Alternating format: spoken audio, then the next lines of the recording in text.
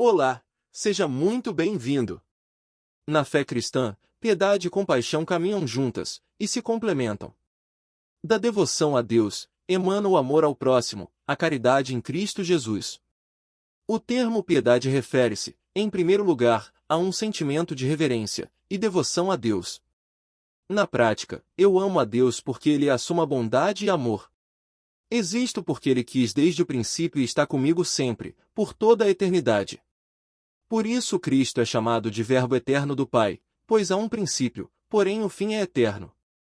De modo humano, é a atitude de um filho para com o Pai, mas de modo sobrenatural, é uma entrega de confiança total, gratidão e louvor a Deus Pai.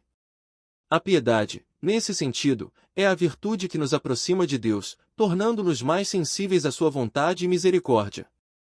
Daí brota a conformidade à vontade de Deus. Memorize bem o termo piedade, ligado à confiança absoluta, e retribuição com adoração a Deus, na prática realizada pela oração. Mas essa reverência a Deus se dilata na alma e se manifesta na relação com o próximo, porque o próximo, assim como nós, é um dos membros do corpo místico de Cristo. Ter piedade, no sentido cristão, não é ter pena de forma passiva, mas sim uma expressão ativa, do amor de Deus no mundo. É a partir da nossa devoção particular e comunhão com Deus, que a verdadeira compaixão e misericórdia pelos outros florescem. A piedade, então, é a raiz que sustenta o fruto da compaixão. O processo é semelhante a uma escada de virtudes, em que é necessário primeiro pisar o degrau da piedade, e em seguida alcançar o da compaixão, que significa literalmente sentir nas entranhas ou mover-se de profunda misericórdia com a dor alheia. Nas Sagradas Escrituras, é a compaixão que move o coração de Deus e de Jesus, que não é somente um sentimento, mas acompanhada de ação prática. Evangelho de São Marcos, a cura do leproso. Aproximou-se dele um leproso, suplicando-lhe de joelhos: se queres, podes limpar-me.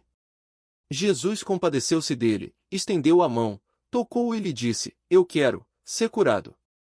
E imediatamente, desapareceu dele a lepra e foi purificado. Repare bem. Cristo, que ama ao Pai de modo perfeito, manifesta esse amor curando o próximo, enfermo e doente, até considerado impuro pelos judeus. Como a caridade não tem limites, porque Deus é infinito bem, Jesus toca o impuro, movido de compaixão, e o cura de modo perfeito. Evangelho de São Lucas, a parábola do bom samaritano. Levantou-se um doutor da lei, e para pô-lo à prova, perguntou: Mestre, que devo fazer para possuir a vida eterna? Disse-lhe Jesus: que está escrito na lei? Como é que leis? Respondeu ele: amarás o Senhor, teu Deus, de todo o teu coração, de toda a tua alma, de todas as tuas forças e de todo o teu pensamento, e a teu próximo como a ti mesmo. Falou-lhe Jesus: respondeste bem, faze isto e viverás. Mas ele, querendo justificar-se, perguntou a Jesus: quem é o meu próximo? Jesus então contou: um homem descia de Jerusalém a Jericó, e caiu nas mãos de ladrões, que o despojaram, e depois de o terem maltratado com muitos ferimentos, retiraram-se, deixando-o meio morto. Por acaso desceu pelo mesmo caminho um sacerdote, viu-o e passou adiante. Igualmente um levita, chegando àquele lugar, viu-o e passou também adiante. Mas um samaritano que viajava, chegando àquele lugar, viu-o e moveu-se de compaixão. Aproximando-se, atou-lhe as feridas, deitando nelas azeite e vinho, colocou-o sobre a sua própria montaria e levou-o a uma hospedaria e tratou dele. No dia seguinte, tirou 2 denários e deu-os ao hospedeiro, dizendo-lhe: trata dele, quanto gastares a mais, na volta te pagarei. Qual desses 3 parece ter sido próximo daquele que caiu nas mãos dos ladrões? Respondeu o doutor: aquele que usou de misericórdia para com ele. Então, Jesus lhe disse: vai, e faze tu o mesmo. Nosso Senhor diz de forma prática: não basta ter uma religião, seja circuncidado como judeu, ou batizado como católico, mas é preciso manifestar os frutos da graça em obras. O doutor da lei sabia o que devia fazer, mas não como obrar, por isso perguntou: quem é o meu próximo? E Cristo ensina dizendo que um chefe, como um sacerdote, deveria ter compaixão de qualquer pessoa, e ajudá-lo, bem como o levita. Mas ambos só possuem o conhecimento teórico do que fazer. Mas devido ao seu orgulho, de possuidores e juízes perfeitos da lei, passam adiante, porque aquele homem ferido não é um dos seus, não faz parte do seu clã. Falta caridade. Porém um samaritano teve compaixão, ou seja, sentiu a dor alheia como se lhe fosse própria, e ajudou o próximo, até porque o samaritano é excluído pelos judeus. Depois Jesus pergunta ao doutor da lei, quem é o próximo? E o perito nas escrituras diz, foi o que teve misericórdia, o samaritano, o impuro para os judeus.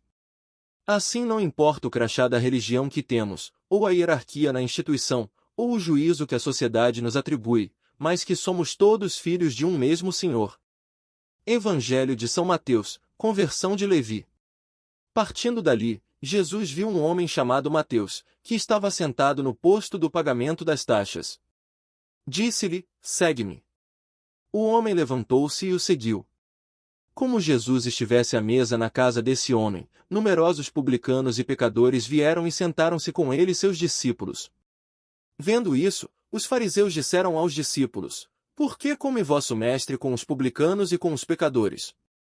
Jesus, ouvindo isso, respondeu-lhes, não são os que estão bem que precisam de médico, mas sim os doentes. Ide e aprendei o que significam estas palavras, eu quero a misericórdia e não o sacrifício. Eu não vim chamar os justos, mas os pecadores. Aqui é a prova clara, de que se atende exclusivamente ao que Deus quer. É a perfeita conformidade com a vontade de Deus. Primeiro um pecador é chamado, o cobrador de impostos Levi. Agora alçado a discípulo, Mateus recebe as boas novas, e movido pela graça, dá frutos de glória e louvor ao Senhor, tanto que o recebe em sua casa, e convida os próximos de seu convívio, todos considerados impuros pelos judeus, para aderirem ao chamado divino. Apesar da má fama, nosso Senhor se senta com eles, porque é movido de misericórdia plena. E completa, eu não vim chamar os justos, mas os pecadores. De que adiantam os sacrifícios apresentados no templo, se o único necessário é a caridade plena pelo amor ao próximo? Conclusão das virtudes de piedade e compaixão no cristão. A fé ultrapassa qualquer limite de redil de uma religião, como o Cristo exemplificou na parábola do bom pastor, conforme o Evangelho de São João. Eu sou o bom pastor. Conheço as minhas ovelhas e as minhas ovelhas conhecem a mim, como meu Pai me conhece e eu conheço o Pai. Dou a minha vida pelas minhas ovelhas. Tenho ainda outras ovelhas que não são deste aprisco. Preciso conduzi-las também, e ouvirão a minha voz e haverá um só rebanho e um só pastor. Memorize e apreenda com o intelecto. Há ovelhas que não são deste aprisco, ou seja, que não estão ao nosso lado, mas que também são pertença de Deus. Portanto não julgue o que não sabeis, porque eles ouvirão, não a sua voz, mas a de Cristo, e haverá um só rebanho, hoje disperso, porém o único pastor já nos é revelado, nosso Senhor Jesus Cristo. Os textos sagrados foram extraídos da Bíblia Ave Maria. Exemplo de devoção, o livro diário de Santa Faustina é um dos livros mais importantes sobre a misericórdia de Deus, que é a fonte da compaixão cristã. Já a obra Imitação de Cristo é o clássico da literatura na devoção cristã, manual sobre a vida interior e a busca pela santidade. A obra enfatiza que a verdadeira piedade é um relacionamento íntimo com Deus, base da qual a caridade e a compaixão fluem para o próximo. Os links dos livros estão na descrição abaixo, e na postagem do site nossosenhor.com.br. Em nosso site, pesquise obras do mundo cristão, e das mais conhecidas religiões do mundo. Aproveite! Se você curtiu o vídeo, dê um like, inscreva-se, ative as notificações e siga o nosso canal. Agradeço a atenção e aguardo seus comentários, para juntos caminharmos na estrada de Jesus. Fique na paz de nosso Senhor. Amém.